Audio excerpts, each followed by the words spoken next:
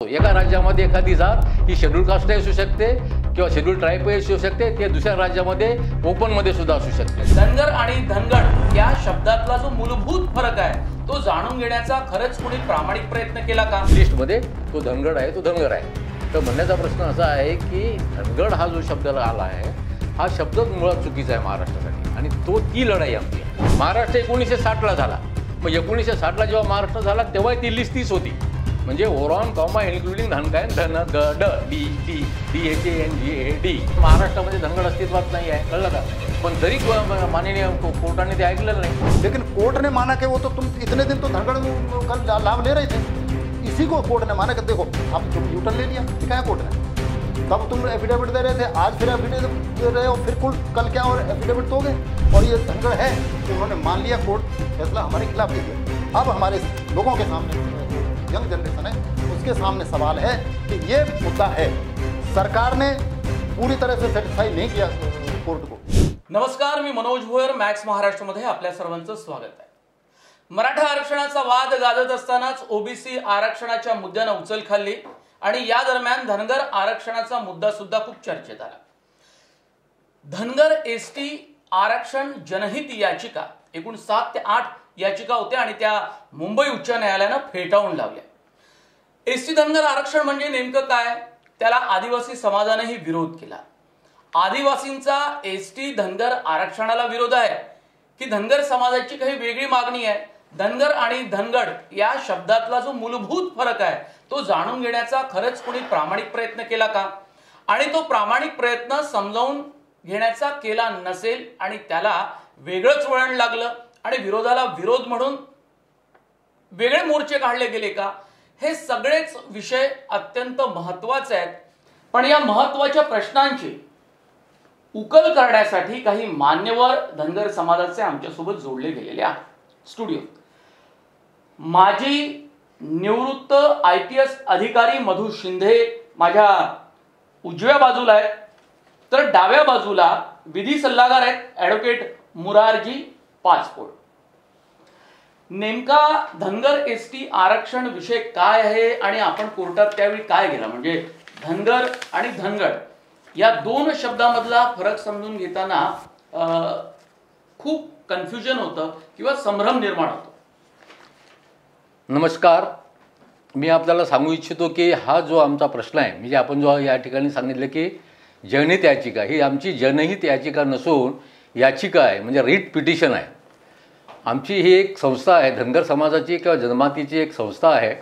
तिचं नाव आहे महाराणी अहिल्यादेवी समाज प्रबोधन मंच, ज्याचे की मी डॉक्टर JP बघेल जनरल सेक्रेटरी आहे, MA पाचपोळ विधी सल्लागार आहे, आणि असे अनेक आमचे महाराष्ट्रामध्ये हजारो कार्यकर्ते आहेत. तर आम्ही अशा पद्धतीने जेव्हा विचार केला, डॉक्टर JP बघेलने मला विचारलं की सर म्हणे अपने को कुछ तो भी करने का है. तर मी म्हटलं काय करायचं आहे, तर म्हणे हा धनगर जो हा विषय आहे तो आपल्याला सायंटिफिक पद्धतीने अभ्यास करून तो आपण काहीतरी याच्यामध्ये मार्ग काढू. तर आपल्याला मी सांगू इच्छितो की जे कॉन्स्टिट्यूशन आहे, म्हणजे कॉन्स्टिट्यूशन ऑफ इंडिया 1950, तर त्याच्यामध्ये आर्टिकल 341 आणि 342 आहे. आपल्याला माहीत असेल 341 हे शेड्यूल कास्टसाठी आहे आणि 342 हे शेड्यूल ट्राईबसाठी आहे. तर आमची जी मागणी आहे ही शेड्यूल ट्राईबची असल्यामुळे आर्टिकल 342(1)च्या अनुषंगाने असते. 2 त्याच्यामध्ये आहे, 1 आणि 2. 342(1) काय म्हणतं की महामहिम राष्ट्रपती राज्यपालाशी सल्लामसलत करून कोणत्याही राज्यासाठी किंवा संघराज्यासाठी एखाद्या जमातीला त्या राज्यासाठी संविधानाच्या प्रयोजनार्थ त्याची लिस्टमध्ये नाव अंतर्भूत केलेलं असतं. हे झालं 342(1). समजा याच्यामध्ये जी लिस्ट तयार झालेली असते त्या लिस्टमध्ये जर एखाद्याचं नाव सुटलं असेल, वगळलं असेल, मॉडिफिकेशन असेल, तर मग ती वेगळी प्रक्रिया आहे. आणि ती प्रक्रिया आहे म्हणजे असं की ती पार्लमेंटला पॉवर आहे. ते पार्लमेंटला पॉवर अशी आहे की महाराष्ट्र स्टेट गव्हर्नमेंटमध्ये आता आपण राहतो, तर महाराष्ट्रानं रेकमेंडेशन करायचं आणि परत ती फार मोठी प्रक्रिया आहे. त्या प्रक्रियेमधून जाऊन तुम्ही पार्लमेंटमध्ये मांडायचं आणि त्याच्यानंतर ते बिल तयार करून, ॲक्ट तयार करून माननीय राष्ट्रपतीची सही झाल्यानंतर मग तो ॲक्ट तयार होतो. तर आमची ती मागणी नाही. आमची मागणी ही समावेशाची बिलकुल नाही, हे मुद्दाम करून आपल्याला सांगतो. आमची जी मागणी आहे, आमचं जे म्हणणं आहे ते आहे 342(1)च्या अनुषंगाने की जी लिस्ट तयार झाली, पहिली लिस्ट 1950ला तयार झाली, 6 सप्टेंबर 1950ला पहिली लिस्ट तयार झाली. त्याच्यामध्ये जेव्हा लिस्ट तयार झाली त्यावेळेस महाराष्ट्र राज्य नव्हतं. तर त्यावेळेस बॉम्बे स्टेट होतं आणि म्हैसूर स्टेट होतं, हैदराबाद स्टेट होतं, CP आणि बेरार स्टेट होतं आणि अजून बिहार आणि असे अनेक स्टेट भारतामध्ये होते. तर त्यावेळेस जे महाराष्ट्र सध्याचा जो आहे तेव्हा महत्त्वाचा भाग म्हणजे जो विदर्भचा भाग आहे तो विदर्भाचा भाग हा मध्य प्रदेशमध्ये होता. मध्य प्रदेश होता म्हणजे त्याला CP आणि बेरार असं राज्य म्हणायचं. बॉम्बे स्टेट होता आणि मराठवाड्याचा जो भाग आहे तो हैदराबाद स्टेटमध्ये होता. काही भाग म्हैसूर स्टेटमध्ये होता. असं ती विभागणी होती. तर 342(1)च्या अनुषंगाने त्या लिस्टमध्ये फक्त उत्तर प्रदेशमध्ये DHANGAR हे शेड्यूल कास्टमध्ये आलेलं होतं. आता हा प्रश्न राज्याचा असतो. एका राज्यामध्ये एखादी जात ही शेड्यूल कास्टही असू शकते किंवा शेड्यूल ट्राईबही असू शकते, ते दुसऱ्या राज्यामध्ये ओपनमध्ये सुद्धा असू शकते. म्हणजे हा तो राज्याचा प्रश्न आहे, हे लक्षात ठेवा तुम्ही. हे एका राज्यात एखाद्याला जातीला जर एखादं रिझर्वेशन मिळालं याचा अर्थ असा होत नाही की ते दुसऱ्या राज्यामध्ये सुद्धा तेच रिझर्वेशन असेल. तर ही महत्त्वाची कॉन्स्टिट्यूशनची ही प्रोव्हिजन आहे आणि त्या कॉन्स्टिट्यूशनच्या प्रोव्हिजनच्या माध्यमातून 342(1)च्या अनुषंगाने आम्ही विचार केला की आता कशा मार्गाने जायचं. तर डॉक्टर बघेल, पाचपोळ साहेब आणि मी मिळून 2013-14ला अभ्यास सुरू केला. आणि या अभ्यास करत असताना आमच्या हे लक्षात आलं की पूर्ण देशामध्ये किंवा जगामध्ये DHANGAD हा विषय नाही, जे DHANGAD शब्दसुद्धा नाही. तेच तुम्हाला सांगतो मी. म्हणजे आता 1950च्या नंतर काय झालं की काही खासदारांनी कंप्लेंट केली तिकडे प्राईम मिनिस्टरकडे आणि प्रेसिडेंटकडे, की त्यांनी सांगितलं की माननीय महामहिम प्रेसिडेंटकडे की काही जाती सुटलेल्या आहे, काही जाती त्याच्यामध्ये अंतर्भूत करायच्या आहे. तर मग 1953ला काका कालेलकर म्हणून कमिशन नेमलं गेलं आणि या काका कालेलकरच्या कमिशनमध्ये त्यांना ठरवलं की तुम्ही जे काही OBC आहे म्हणजे अदर बॅकवर्ड कास्ट कम्युनिटी, तर त्यासाठी 340 कलम आहे म्हणजे आर्टिकल आहे. तर 340च्या अनुषंगाने असं कमिशन स्थापन करू शकतं.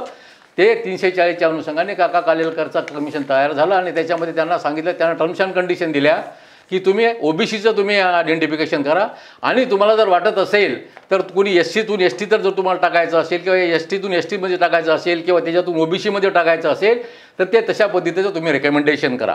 तर त्या पद्धतीने त्यांनी तसा पूर्ण देशाचा सर्वे केला आणि त्या सर्वे करत असताना त्यांनी प्रत्येक राज्यामध्ये म्हणजे जे जे राज्य होते तेव्हाचे 1953ला, तर त्या राज्यामध्ये कोणत्या कोणत्या जाती आहेत त्यांचं लिहिलं आणि त्यांची लिस्ट तयार केली.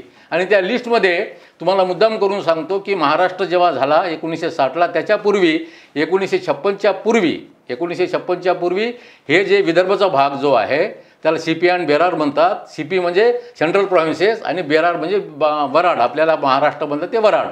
तर तो भाग त्या याच्यामध्ये होता. तर त्या याच्यामध्ये मग काय झालं की 1956च्या आधी रिऑर्गनायझेशन व्हायच्या आधी काही मॉडिफिकेशन त्याच्यामध्ये करायचं काम पडलं. काका कालेलकरचा रिपोर्ट आला 1955ला. 1955चा रिपोर्ट आल्यानंतर मग त्या सेंट्रल गव्हर्नमेंटने असं ठरवलं की बाबा हा रिपोर्ट आपण ॲक्सेप्ट करायचा की नाही. तर सेंट्रल गव्हर्नमेंटने तो रिपोर्ट ॲक्सेप्ट केलेला नाही, परंतु सेंट्रल गव्हर्नमेंटनी अशी मुभा दिली. त्यांचं म्हणणं असं होतं की ह्याच्यामधले जे काही ज्या स्टेटला वाटत असेल की याचा उपयोग करू शकतो आपण, तर त्या स्टेटनी करावा एवढी मुभा दिली.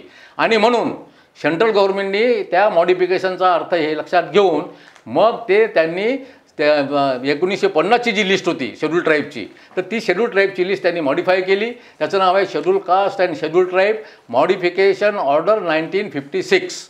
त्या 1956ला जी ऑर्डर तयार झाली, तर ती ऑर्डर जेव्हा तयार झाली तर तो होता 29 ऑक्टोबर 1956. हे जे तुम्हाला मी सांगितलं की विदर्भाचा भाग जो MP किंवा सेंट्रल प्रोव्हिन्सेसमध्ये होता, तर त्याच्या आधी म्हणजे त्याच्या 2 महिन्याआधी ऑगस्ट महिन्याच्या आधी हा भाग त्या MP होता. पण ते नंतर ऑगस्ट महिन्याच्या नंतर तो बॉम्बे स्टेटमध्ये आला रिऑर्गनायझेशन ॲक्ट 1941च्या पद्धतीने. तर तो जो ॲक्ट आहे तो इकडं त्या ॲक्टच्या माध्यमातून मग तो बॉम्बे स्टेटमध्ये आला आणि तो बॉम्बे स्टेटमध्ये ती लिस्ट तयार झाली. त्या लिस्टमध्ये त्या सिरियल नंबर 7/27वरती त्यांनी जो शब्द लिहिला आहे की Oraon comma including Dhanka and Dhangad DHANGAD. आता आमचा जो प्रश्न आहे तो DHANGADचा आहे. आम्ही DHANGAR आहोत. तर आम्ही जे काय अभ्यास केला पूर्ण देशाचा नाही जगाचा अभ्यास केला आम्ही, तर कुठल्याही जगामध्ये किंवा देशामध्ये अशा प्रकारचा DHANGAD नावाचा शब्दच नाही. जात तर वेगळंच राहिली, तर जात हा दुसरा भाग राहिला. जातही नाही, शब्दही नाही, काहीच नाही. अशा प्रकारचे इनॉर्मस डॉक्युमेंट्स आम्ही जमा केले. म्हणजे 1936 पासून तर 1931 पर्यंत जे काही सेन्सस झालेले होते त्या सेन्ससमध्ये कुठं अन्याय आहे? मानववंश शास्त्रज्ञांनी जे पुस्तकं लिहिलेलं आहे त्या मानववंश शास्त्रज्ञाच्या स्टडीमध्ये नाही आहे, त्याच्यानंतर समाजशास्त्राच्या मध्ये नाही आहे, त्याच्यानंतर सेन्ससचे जे काही सेन्सस करणारे ऑफिसर होते त्यांच्यामध्ये नाही. म्हणजे जेवढे काही डॉक्युमेंट्स होते ब्रिटिशकालीन म्हणजे प्री कॉन्स्टिट्यूशन 1950च्या आधीचे जेवढे काही डॉक्युमेंट्स असतील ते सगळे डॉक्युमेंट्स आम्ही प्राप्त केले आणि अशा प्रकारचे ते डॉक्युमेंट प्राप्त करून त्याच्यामध्ये धनगड हा शब्द कुठेही तुम्हाला आढळून आलेला नाही. 1956 पर्यंत हा शब्द धनगड आढळलेला नाही. आता धनगर एसटी आरक्षण नेमकी याचिका काय होती आणि कोणत्या आधारावर मुंबई उच्च न्यायालयानं ती याचिका फेटाळून लावली? त्याच्यामध्ये असं झालं की 1956चा आधार आमचा आहे. आपल्याला सांगितलं 1956ला जे शब्द आला DHA-NGAD तो DHA-NGAD अस्तित्वात नाही. तर अशा प्रकारची मैसूर स्टेटमध्ये केस झालेली होती की ज्या केसचं नाव आहे बी बसवलिंगप्पा वर्से डी मुनिचिनप्पा. तर त्या केसचा आधार असा आहे की त्या राज्यामध्ये भोवी नावाची जात ही लिस्टमध्ये होती, जशी धनगड नावाची जात लिस्टमध्ये आहे. तिथं भोवी नावाची जाती होती तर ते शेड्यूल कास्टमध्ये होती. तर त्या ठिकाणच्या मुनिचिनप्पा हा MLA-साठी इलेक्शन लढला आणि त्या इलेक्शन लढल्यानंतर त्यांनी तो जातीचा होता वड्डार, पण त्यांनी इलेक्शन लढला शेड्यूल कास्टमध्ये आणि शेड्यूल कास्टचं सर्टिफिकेट घेऊन त्यांनी तो इलेक्शन लढला. बी बसवलिंगप्पाने त्याच्याविरुद्ध कंप्लेंट केली. मग ट्रिब्युनलमध्ये गेला, ट्रिब्युनलमध्ये मुनिचिनप्पा हरला. मग मुनिचिनप्पा परत हायकोर्टामध्ये गेला, हायकोर्टामध्ये मुनिचिनप्पा जिंकला आणि परत बसवलिंगप्पा सुप्रीम कोर्टामध्ये गेला आणि मग ती सुप्रीम कोर्टाची केस आहे. तुम्हाला शॉर्टमध्ये सांगतो, ती अशी केस आहे की त्या राज्यामध्ये मैसूर स्टेटमध्ये भोवी नावाची जमात अस्तित्वात नाही हे त्यांनी सिद्ध केलं निर्वाद, जसं आम्ही केलं तसं निर्वाद सिद्ध केलं आणि ती भोवी नसून ते वड्डार आहे आणि म्हणून वड्डारनाच STचे सर्टिफिकेट मिळालं पाहिजे. ते 5 जजेस समोर म्हणजे कॉन्स्टिट्युशनल बेंच म्हणतात, जे काय 5 जजेस जास्त ना तुम्हाला माहीत आहे. तर त्या कॉन्स्टिट्युशनल बेंचचं जे जजमेंट आहे त्याला म्हणतात बसवलिंगप्पा वर्सेस डी मुनिचिनप्पा. अशी त्या केसच्या आधारावरती आमची ही केस आहे. म्हणजे आम्ही जे काय भांडतोय त्या केसच्या आधारावर भांडतोय.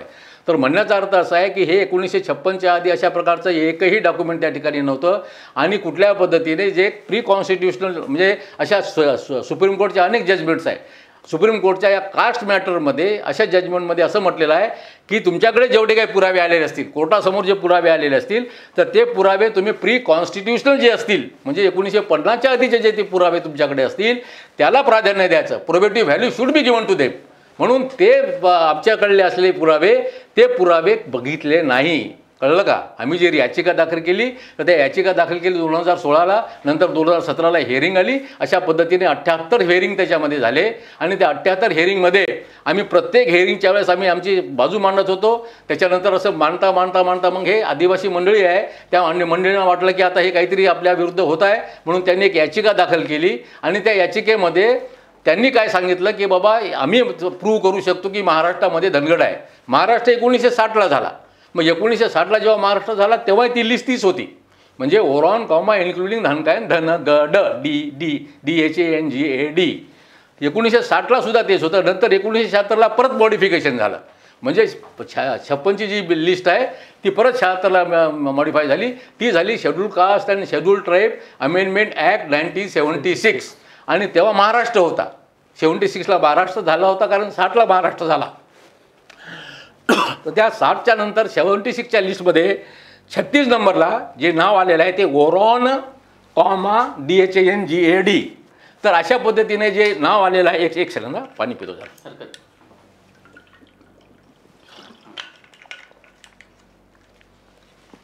तर हे जे DHA-NGAD आलं ते कंटिन्यू राहिलं. म्हणजे 56ला आलं, 56च्या नंतर 76मध्ये आलं. तर अशा पद्धतीने ते सगळे पुरावे आम्ही दिले आणि कोर्टासमोर ती आमची याचिका होती.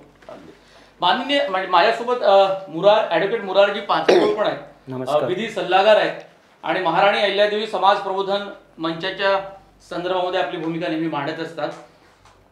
मुंबई उच्च न्यायालयानं निकाल देताना काय महत्वाची निरीक्षण नोंदवली आहे?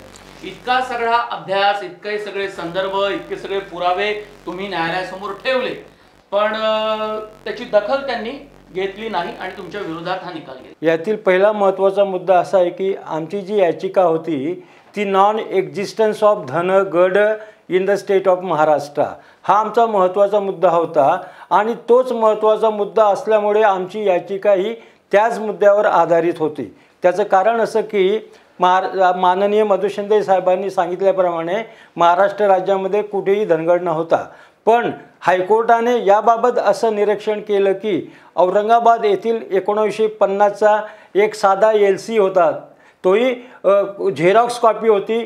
त्याच्यावर त्यांनी विश्वास ठेवून असा निर्णय दिला की महाराष्ट्र राज्यामध्ये धनगड एक्झिस्ट आहे, नॉन एक्झिस्ट नाही. त्यांनी तो महत्त्वाचा मुद्दा घेतला. हा मुद्दा घेत असताना माझं असं म्हणणं आहे की त्यांनी एका झेरॉक्स कॉपीवर हा निर्णय कसा दिला हा महत्त्वाचा मुद्दा आहे. कारण काय की ज्या वेळेला कोणत्याही प्रकारचे व्हॅलिडेशन होते कास्ट स्क्रुटिनी कमिटीचे, तर त्यावेळेला याची तर कास्ट ट्राईब व्हॅलिडिटी झाली नव्हती. पण आमचा जो महत्त्वाचा मुद्दा होता की 1950च्या पूर्वी धनगड अस्तित्वात नाही. आमच्या आदिवासींनी जे याचिका सादर केली होती त्यांनी तो पॉईंट उचलून धरून सांगितले की एक आदिवासी आहे आणि हा महत्त्वाचा मुद्दा धरून त्यांनी आमची याचिका फेटाळली. दुसरा महत्त्वाचा मुद्दा असा आहे कारण की आमची ही याचिका फेटाळल्यामुळे बी बसवलिंगा केस ती आम्हाला ॲप्लिकेबल होत नाही असा त्यांचा निर्णय आहे. कारण काय की बी बसवलिंगामध्ये असं म्हटलं आहे की जर एखादी जात अस्तित्वात नसेल तर त्या ठिकाणी कोणती जात आहे याचे इन्क्वायरी करण्याचे अधिकार अंडर आर्टिकल 226 हायकोर्टाला आहेत आणि 32 खाली सुप्रीम कोर्टाला आहेत. त्यामुळे त्यांनी ते ग्राह्य धरलं नाही. दुसरा महत्त्वाचा मुद्दा असा आहे की राज्य शासनाने महाराष्ट्र राज्यामध्ये धनगड नाहीत असे ॲफिडेव्हिट देऊनसुद्धा त्यांनी ते डिसओन केले. ते डिसओन करायचं कारण माननीय बेंचेस सांगू शकतं. तिसरा मुद्दा असा आहे त्याच्यामध्ये त्यांनी म्हटलं की त्यांनी टीचचा रिपोर्ट वगैरे दिला नाही. Under section 127 of the evidence act तो सरकारचा प्रिव्हिलेज आहे असं सरकारने सांगितलं होतं. त्यामुळे त्यांनी तो डिसओन केला का याचं मला आश्चर्य वाटतं. कारण काय की ते देत असताना महाराष्ट्र शासन स्वतः म्हणते की धनगड नाही आहे, तर मग ह्या एका दाखल्यावर धनगड कसं काय प्रूव्ह होत आहे कोर्टाकडनं? कारण आम्ही सांगितलं होतं निरनाडे 117 पुरावे दिले होते, ते पुरावे कोर्टाने ग्राह्य धरले नाही. पण मला एक सांगा की महाराष्ट्र सरकार म्हणते की धनगर आहे. हो यस, ते कोर्टाच्या बाजूनं नाही आहे. कोर्ट तुम्ही 117 पुरावे सादर केले तरीही कोर्टाचं म्हणणं आहे की हे धनगडच आहे. आता मुद्दा असा आहे की महाराष्ट्र सरकारची काय नेमकी बाजू आहे याच्यामध्ये? खरं काय म्हणणं आहे? खरं तर महाराष्ट्र सरकारने त्याची बाजू मांडायला होती आणि नाही या संपूर्ण प्रकरणामध्ये त्यांनी मी बोलतो मला विचारायचा प्रश्न. महाराष्ट्र शासनाने याच्यामध्ये ॲफिडेव्हिट दिलेले आहे, 3 ॲफिडेव्हिट दिलेले आहे. त्या तिन्ही ॲफिडेव्हिटमध्ये सांगितलेलं आहे की महाराष्ट्र राज्यामध्ये धनगड नावाची जात अस्तित्वात नाही. DHN GAD जी आहे ती धनगर आहे असे 3 ॲफिडेव्हिट दिले त्यांनी. आणि त्यांनी हे सुद्धा सांगितलं की महाराष्ट्रामध्ये आम्ही सर्वे केला, आमचे जे काही बाकीचे डिपार्टमेंट्स आहेत त्या डिपार्टमेंटकडून सुद्धा सगळी माहिती मिळवली आणि त्या सगळ्या याच्यातून आम्हाला हे निष्पन्न झालं की महाराष्ट्र राज्यामध्ये धनगड नाही. आणि त्यांनी त्यांच्या ॲफिडेव्हिटमध्ये हे सुद्धा लिहिलं की आम्ही काही छोट्या छोट्या एरियामध्ये जाऊन सुद्धा चौकशी केली, तिथे सुद्धा स्टडी केला, तिथेही कुठं आम्हाला एकही धनगड आढळून आलेला नाही. एवढं स्पष्ट गव्हर्नमेंटने नाही घेतला. त्याला आम्ही काय करणार? दुसरं की धनगर समाजाला किती आरक्षण आहे आता नॉमॅटिक ट्राईबमध्ये आम्हाला 3.5% आरक्षण आहे. तो त्याला अर्थ नाही काही, त्या आरक्षणाला काही अर्थ नाही कारण त्याला कॉन्स्टिट्यूशनल काही प्रोव्हिजन नाही. ते राज्य आणि कुठल्या पद्धतीने राज्य शासनाचं आहे ते. आम्हाला कॉन्स्टिट्यूशनच्या 342 प्रमाणे हे पाहिजे की ज्याच्यामुळे सगळे संविधानिक अधिकार तुम्हाला मिळणार. आता संविधानिक अधिकार बिलकुल नाही आम्हाला. तर माझा तो प्रश्न होता की कोर्टानं तुमचे 117 पुरावे हे मान्य केले नाही. पण ज्या गोष्टी त्यांनी नोंदवल्या ठळकपणे त्यातल्या काही महत्वाच्या 4 बाबी आपल्याला सांगता येईल? एक महत्त्वाची म्हणजे त्यांनी सांगितलं की नॉन एक्झिस्टन्स ऑफ धनगड आम्ही प्रूव्ह करू शकलो नाही. त्याला ते औरंगाबाद बाबराची एक केस त्यांनी दिली. दुसरा महत्त्वाचा मुद्दा माननीय मधुशिंदे साहेबांनी सांगितला की सरकारने 3 ॲफिडेव्हिट देऊनसुद्धा त्यांनी ते ग्राह्य धरले नाही. आणखी चौथा मुद्दा असा की आम्ही निरनिराळ्या ज्या व्हॅलिडिटी कमिटीज आहे महाराष्ट्रातल्या scheduled tribes validity committee under ज्या स्क्रुटनी करतात त्यांचे आम्ही सुद्धा पुरावे लावले होते की त्यांनी आम्हाला जे दिले होते की आम्ही कोणालाही आतापर्यंत धनगडचं व्हॅलिडिटी सर्टिफिकेट दिलं नाही, ते सुद्धा त्यांनी ग्राह्य धरले नाही. कारण काय की व्हॅलिडिटी कमिट्यांच्यावरच नंतर तुम्हाला तुमचं सर्टिफिकेट अप्रूव्ड होतं आणि नंतर तुम्हाला बाकीच्या फॅसिलिटीज मिळतात. चौथा मुद्दा असा की हे आम्ही जे सेन्सर रेकॉर्ड आहे 1837 पासून तर 1960 पर्यंत ते पब्लिक डॉक्युमेंट आहे. ते होल इंडियामध्ये कुठेही धनगर नाही, तरीसुद्धा त्यांनी त्या डॉक्युमेंट्स ॲक्सेप्ट केल्या नाही. असे बरेचसे इतर मुद्दे आहेत की जे डॉक्युमेंटरी प्रूफ म्हणून धरले जातात. त्यांनी तो आम्ही जे नवीन एव्हिडन्स दिले होते ते त्यांनी ग्राह्य धरले नाही, त्याचा उहापोह केला नाही. फक्त त्यांनी नागपूर व्हॅलिडिटी कमिटी आणि नाशिक व्हॅलिडिटी कमिटी याचा उहापोह केला आणि बाकीचे त्यांनी आमचे पुरावे ग्राह्य धरले नाही. पण मला हे विचारायचं आहे पात्रू साहेब की राज्य सरकारनं आणखी जोरकसपणे जर बाजू मांडली असती, ते आपली बाजू मांडण्यामध्ये कुठे कमी पडले का कोर्टामध्ये? नाही, आता राज्य सरकारने ॲफिडेव्हिट दिल्यानंतर त्यांनी त्यांच्याप्रमाणे मांडण्याचा प्रयत्न केला. राज्य सरकारला असं वाटलं असेल की ॲफिडेव्हिट देऊन हा प्रश्न सुटेल आणि पूर्ण होईल. कारण हे बघा, जर एखादी आम्ही एक नाही अशा अनेक सरकारी डॉक्युमेंट दिल्या होत्या आहेत आमच्या पिटिशनला, पण जर समजा एखाद्या सरकारी डॉक्युमेंटवर किंवा सरकारने दिलेल्या डॉक्युमेंटवर जर माननीय न्यायालयाचा विश्वास नसेल तर मग न्याय कोणालाच मिळणार नाही. अगदी बरोबर. मला तोच खूप महत्त्वाचा मुद्दा वाटला म्हणून तो मी विचारला की राज्य सरकारची बाजू कोर्टानं ऐकून घ्यावी. कारण राज्य सरकार कोर्टाला काहीही जर संभ्रम असेल, काही पुरावे मागायचे असतील, काही डॉक्युमेंट, तर दुसरी व्यवस्था राज्यामध्ये कुठली आहे? राज्य सरकारच आहे. नाही, आमचं तेच म्हणणं आहे की आमची बाजू मांडलेली आहे. म्हणजे पिटिशनर आम्ही आहे आणि पिटिशनरने दिलेले डॉक्युमेंट्स त्यांनी बघितलेले नाही. त्याचप्रमाणे गव्हर्नमेंटने दिलेले ॲफिडेव्हिट्स बघितले ना. गव्हर्नमेंटचे ॲफिडेव्हिट आणि जे काही वकील होते गव्हर्नमेंटचे जोरकसपणे त्यांनी मांडणी केलेली आहे की बिलकुल मांडली त्यांनी की सांगितले महाराष्ट्रामध्ये धनगर अस्तित्वात नाही आहे, कळलं का? पण तरी माननीय कोर्टाने ते ऐकलेलं नाही.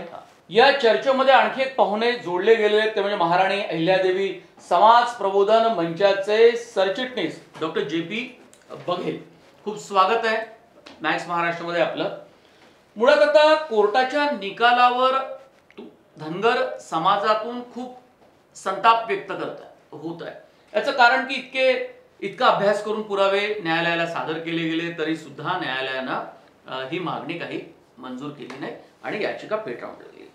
तर समाजामध्ये काय व्हायब्रेशन्स आहेत, म्हणजे ज्या मुद्द्यासाठी याचिका दाखल केली होती त्यातनं धनगर समाजामध्ये अजूनही खूप असा गरीब वर्ग आहे.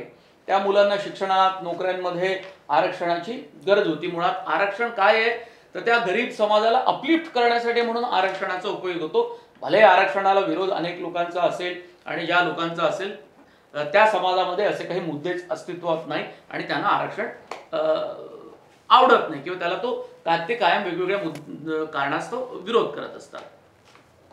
बघेल सर. नमस्कार, मी हिंदीमध्ये बोलूं? आप हिंदी में बात करें. अभी नहीं बात. देखिए, ये 1956 में पहली बार धनगढ़ शब्द आरक्षण की शेड्यूल ट्राइब की सूची में आया. तब से ही धनगर समाज ये कोशिश में था कि ये धनगढ़ नहीं, हमारा आरक्षण है, और तब से ही कोशिश कर रहे थे. लेकिन आज 70 साल इतना समय होने के बाद में भी उनका ये फैसला हुआ नहीं, उनको आरक्षण मिला नहीं है. वो अपने तरीके से, देखिए पिछड़ा ये समाज जो है सबसे बड़ा आदिवासी समाज ये है. आज से 10,000 साल पहले जो प्रोफेशन था मानव समूह का, वो ही प्रोफेशन में आज ये लोग हैं. इनसे ज़्यादा कोई आदिवासी नहीं हो सकता, जिसको मूल निवासी कहा जाता है. तो इनसे बड़ा आदिवासी कोई हो नहीं सकता. जो 10,000 साल पहले जो काम कर रहे थे आज भी वही काम कर रहे हैं. इनसे बड़ा इनसे और कौन ज़्यादा आदिवासी हो सकता है? फिर भी इनको आदिवासी न मान के, शेड्यूल ट्राइब न मान के इनके साथ अन्याय किया गया है. ये तो सब जान रहे हैं कि हमारे साथ अन्याय हुआ है. ये काम सरकार का था कि सरकार इन एक्चुअल में क्या है, धनगढ़ क्या है और धनगर क्या है, ये धनगढ़ के बारे में सरकार ने कुछ किया नहीं. बल्कि TRTI जो उनकी संस्था है जो रिसर्च करती है, बहुत बड़ा इनका एक सिस्टम है गवर्नमेंट का, वो सिस्टम का काम था. नेशनल कमीशन है, इनकी तमाम सारे सिस्टम बनाए गए हैं कि इनके सेफगार्ड देखे जाएं शेड्यूल ट्राइब के. लेकिन DHNJD कौन है, क्या है, किसी को कोई रिप्रेजेंटेशन मिला कि नहीं, कोई बेनिफिट मिला कि नहीं, इसके बारे में सरकार ने कभी कुछ किया नहीं. बल्कि ये होता रहा कि धनगढ़ अलग है, धनगर अलग है, और आज तक उनको न्याय दिया नहीं गया. ये समाज, फिर मैं वही कहूँगा कि 10,000 साल पुराने प्रोफेशन में आज भी लगा हुआ है. आज भी दूर दूर तक वो माइग्रेट करता है अपनी भेड़ बकरी लेके. उनको मालूम नहीं था, उनके स्टडी नहीं थी, वो पैसे से भी गरीब थे, बौद्धिक रूप से भी कमज़ोर थे। तो ये स्टडी किसी ने खुद नहीं कर पाए। सरकार को क्या बोलते रहे कि जाखड़, अलीगढ़, बीड़, वो रा ऐसा कोई एविडेंस नहीं है जो इनकी बात को माना जाता। फिर जैसे शिंदे साहब ने कहा कि 342(1) में जो प्रोविज़न है, 342(2) में जो प्रोविज़न है वो ये है कि सरकार एक प्रक्रिया से करेगी, लेकिन ये ड और रा के बारे में कोर्ट को कोई अधिकार नहीं है। प्रेसिडेंट को अधिकार है को पार्लियामेंट के थ्रू। अभी वो प्रक्रिया इतनी कठिन हो गई है कि उसमें इनका जितना विरोध हुआ है, TRTI ने जितनी रिपोर्ट बना के रखी है, इनका वो काम होने की संभावना बिल्कुल भी नहीं है। कोई इनके रिप्रेजेंटेशन नहीं है। 341(1) में जो हमने जो स्टडी करी वो ये थी कि 340 ये जो है लोगों को गांव-गांव जाके समझाया हमने, पावर पॉइंट प्रेजेंटेशन लिए और ये लोगों को बताया कि ये DHNZD तो कहीं है ही नहीं है, और नहीं है तो क्या है ये डिसाइड करने का अधिकार कोर्ट को कॉन्स्टिट्यूशनल बेंच के आधार पर है।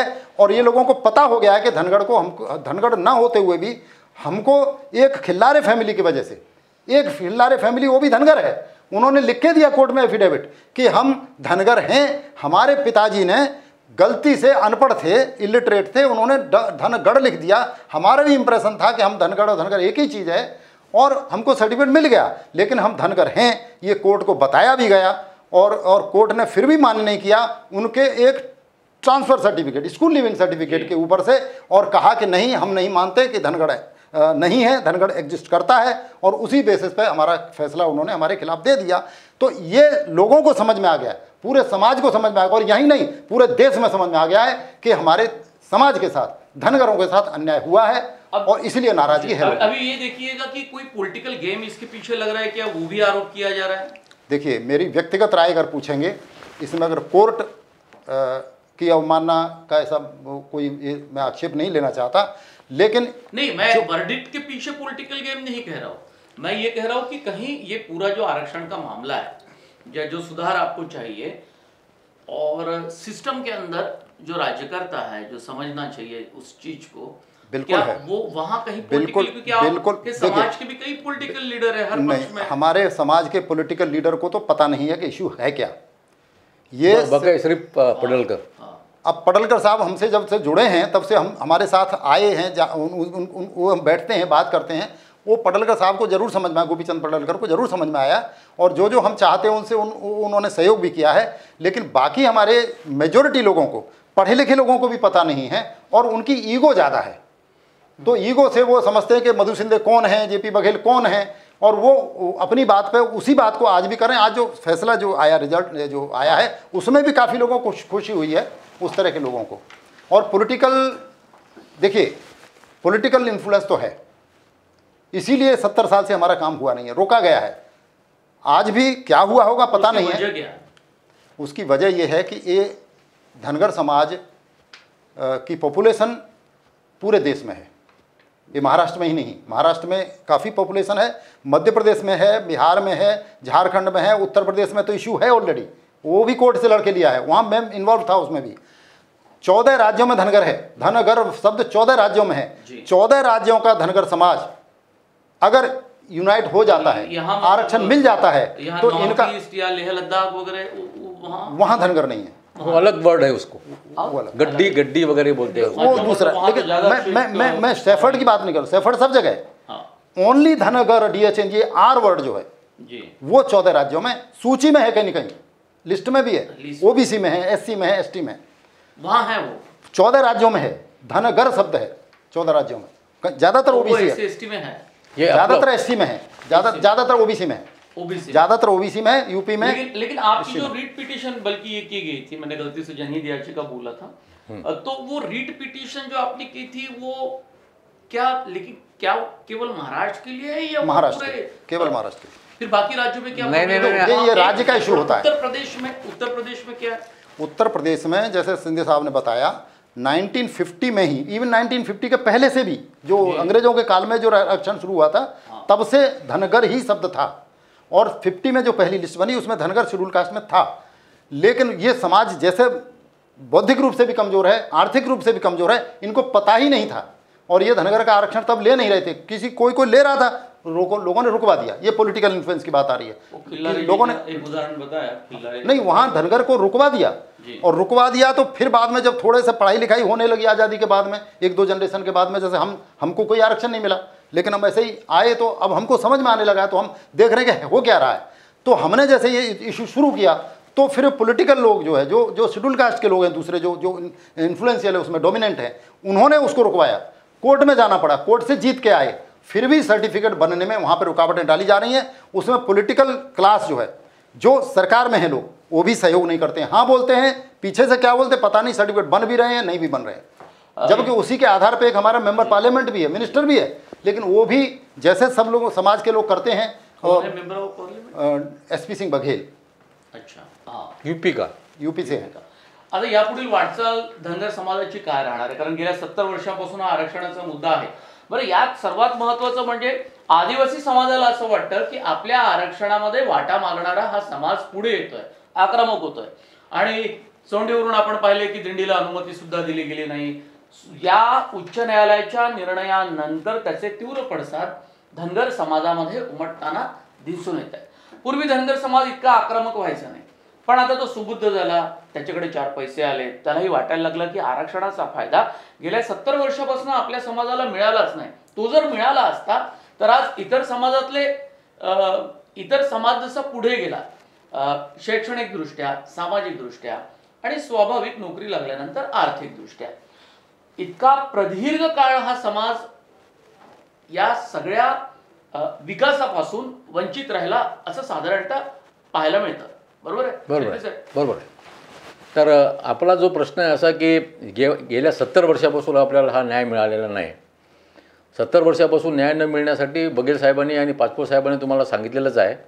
मला त्याच्यामध्ये थोडंसं ॲड करायचं आहे की हे जे सिस्टम आहे, जी सिस्टम लावलेली आहे पूर्ण देशामध्ये, आणि त्यांनी सांगितलं की 14 राज्यामध्ये धनगर आहे आणि धनगर सगळा पिछडा आहे. काही राज्यामध्ये शेड्यूल कास्टमध्ये आहे, काही राज्यामध्ये शेड्यूल ट्राईबमध्ये आहे, काही राज्यामध्ये OBCमध्ये आहे, आणि महाराष्ट्रामध्ये सध्या NTCमध्ये आहे. आणि ॲक्च्युली लिस्टमध्ये तो धनगड आहे, तो धनगर आहे.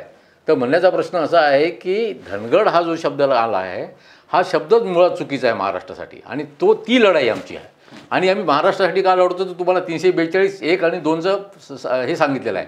342(1) मध्ये असं असतं किंवा 342(2) मध्ये सुद्धा असं असतं की त्या राज्यासाठी असतो तो.